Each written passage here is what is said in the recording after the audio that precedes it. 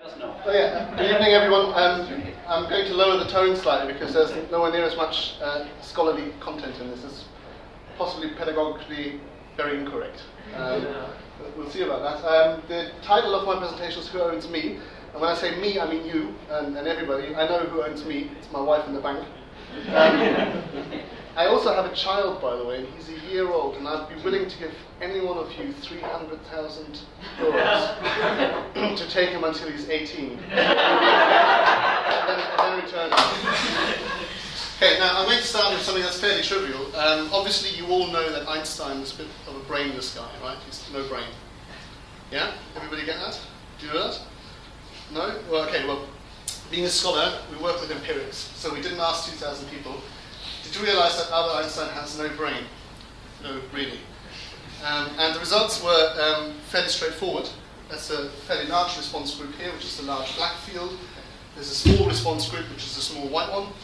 And the initial response, 99%, was that. And there's a small response group there as well. And that is people who say, what? Who?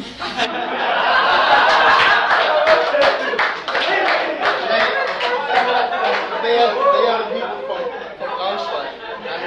And being in Hanover, you must realize that obviously people from Braunschweig don't have a brain to start off with. They would find it extremely difficult to answer this question. So that's something I disregard for the purposes of this presentation.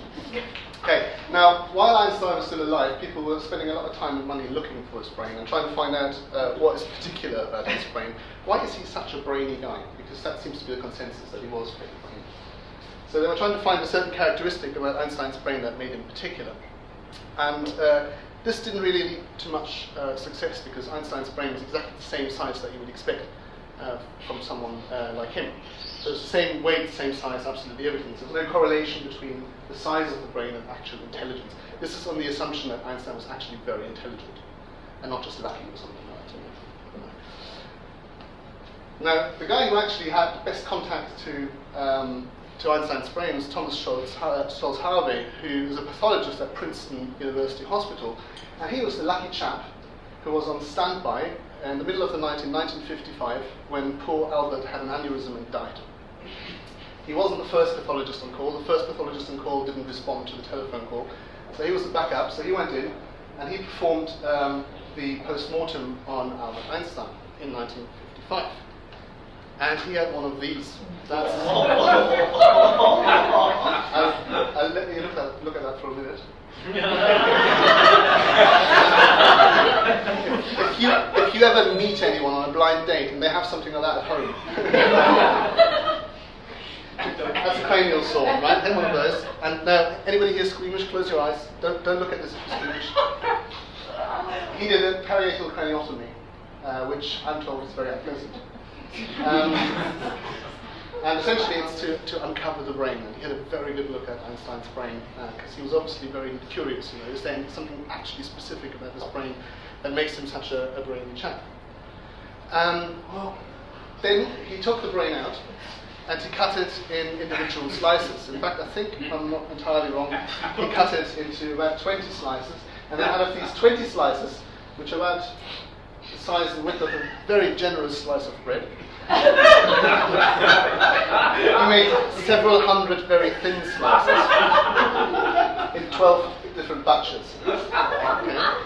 Which is what you do if you work in pathology in the middle of the night in 1955. Okay, so that's what he did. And the end product is that this is Thomas Harvey and whatever's left of Albert Einstein's brain. He distributed Einstein's brain to hundreds of different pathologists across the world, hoping that they might find something in the cells that make Einstein singular and unique and explains why he was such an absolute genius. Not much was published actually on the basis of this because there wasn't really anything very unique about Einstein's cells, apart from the fact that there are more glial cells in his tissue, but that didn't lead to anything really significant. Now, what is the problem here? Einstein is an expert and he doesn't need his brain anymore. Okay, I mean, that's a fairly straightforward point. He doesn't exist anymore, he's dead. So why is it important what happens to his brain? The taking of the brain itself also wasn't illegal, because as a pathologist, you're entitled to do whatever you want with the body. For the duration that you are in control of the body, you can do what you want, and you can take samples, and that's what he did. Unfortunately, Einstein hadn't consented to this, and some people said that before he died, he was adamant that he didn't want anyone to remove his brain. Okay, but it was done anyway. This is 1955, and we're talking about a surgeon, so that might happen to you in 2013 when you meet a surgeon. They're not particularly overly concerned with the wishes of the patient sometimes when they think that they know better, and I know I'm going to be in trouble for this later. So what's the problem here? No consent, essentially. It all boils down to the fact that they didn't have permission to do this. That's the main case here. And why does this matter to the work that I do at the moment? I'm going to return to the type of work that we do where I work later on. The very same issues are raised in modern biotech context. Much of current really interesting research in the biotechnology area and in the medical area, biomedical area, is done on human tissues and cells. So you need large repositories of tissues and cells, and where do you get them from? You get them from hospitals. What should you really do if you make these huge collections of cells and tissues? You should ask the patient, are you happy for us to take these cells and make them into large collections? And that's the main issue that this revolves around. What happens if people don't ask for consent? And this becomes particularly significant in a context where a lot of money is made with this. These cells are taken, the cells are used for research, they end up being implemented in some sort of process which is then patented, and the patent is then sold to big pharma for a lot of money. Okay? So that's problematic, where the only person who doesn't benefit from this is the original patient. And a good example of that is Henrietta Lacks. This is one of the few photos of her. She was treated for cancer in 1951. The physician that was treating her took plenty of cells from her. He created a cell line, which ended up being called the HeLa cell line. It's still in use, and it's the most successful and most widely used commercial cell line in the world. It is the one go-to cell line that you use if you want to look at cancer cells. Okay, so it's particularly interesting. And what you can do with the cell line is you can try stuff in the petri dish that you normally wouldn't be able to try with humans. Okay, so her cells were taken. She wasn't asked for permission, and again, this is the 1950s, and people weren't really in the business of asking for permission at the time. Henrietta Lacks was also black, which also meant that she wasn't considered to be the type of person that you need to ask for permission at those times, in those surroundings. So there's an element of extra discrimination here. So there's a lot of exploitative practices here that lead to a huge amount of commercialization.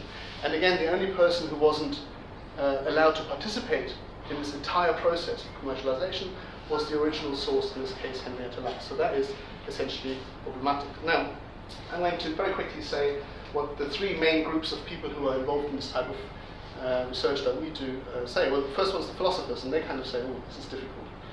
That's a really hard question. The answer could be any number of things.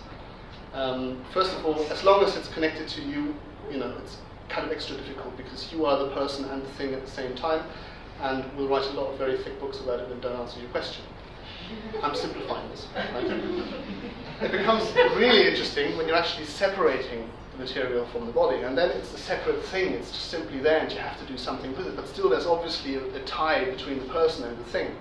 And then you try and construct these things in something which the lawyers then pick up as personality rights. There's some sort of moral interest in your original tissues and cells. Okay? They always come down in the end, mostly, on the position that whatever you do, you should ask what you are allowed to do with these things. So it's all about permission, being given consent. So that's what the philosophers say. What do the lawyers say? Well, they say it depends. And they also say something like it's going to cost you a lot of money. It certainly does depend where you are. There are some relaxed jurisdictions. Germany is really relaxed about this. The German civil law says if something is separated from the body, it's just a thing, and you can sell it. Go for it. So that's it. And this is in 3 sentences. It's phenomenal. In other jurisdictions, and England and Wales is one of these jurisdictions, there's an ongoing discussion about the property rights attaching to human tissues and cells. It's just simply not adequately resolved.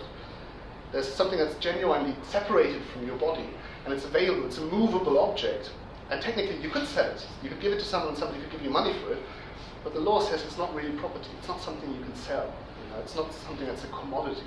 And you've got some excellent cases in England where people were caught drink driving They were stopped, they were pulled over, they had to give a breathalyzer test, and they were clearly really, really drunk.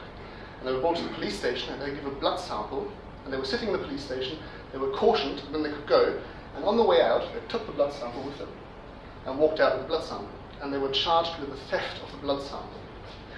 But in order to steal the blood sample, the prosecutor had to prove that it was a thing that they could steal, it was property. Yeah? And somebody else's property that could be stolen. Very difficult. So what did the law do? What the law always does, it finds a very groovy and elegant solution. They weren't charged with the theft of the blood, but the container of the blood. The end product is, in most cases, when the law tries to answer these questions, science rules. That means that whatever you want to do in terms of science, it's usually in some way, shape, or form possible. The law will make it possible. The only thing that really gets in the way of law occasionally is ethics. Terrible. Now, what do the scientists say? This is a representative sample of what the average scientist would say. It's mine, I took it out, so it belongs to me. It's mine, I did something magic to it to make it useful, so it belongs to me. Now, that point is actually quite valid. You get a reasonably useless cell, and you do something, quite extraordinary to it, and it becomes something like a cell line, and there's a fairly good argument there. It's mine, you don't need it anymore, and it's just waste, or the same thing. That's one of the main things you hear, it's just hospital waste. If I don't take it for research, I burn it as hospital waste. What's better? Why not use it for research? And something I also hear quite a lot, I save lives every day. What do you do? Well, I stop people like you from saving lives. Essentially, there's an overwhelming assumption that it's mine. Right? If you go to German university hospitals, you'll find tissue collections on every corridor. They're just normal commercial fridges. And they contain samples and urine samples and blood samples and sperm samples from all sorts of patients, and sometimes the labels have come off and so on and so on. But the researchers and the doctors will think it's their stuff, personally, not the hospitals. Okay, so how does this impact the work that we do? CELS, which is where I work, Center for Ethics in Law and Life Sciences. We work with...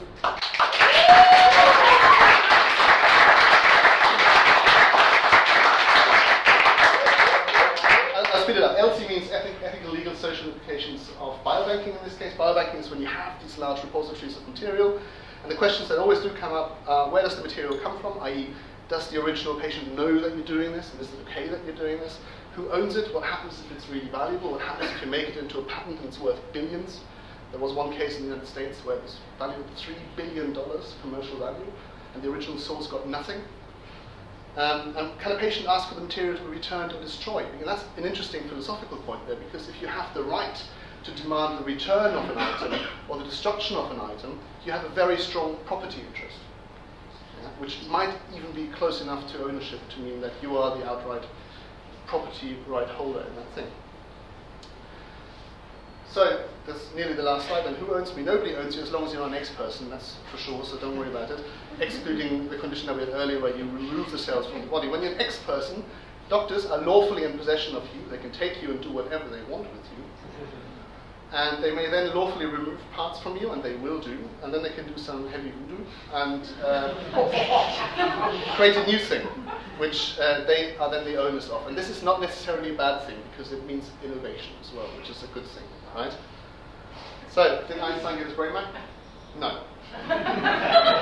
Whatever was left of his brain, you saw the small jar, went to a museum. But his family gave consent on his behalf, ex post, on the condition that all research in relation to his brain on the basis of the cells was freely published in scientific journals.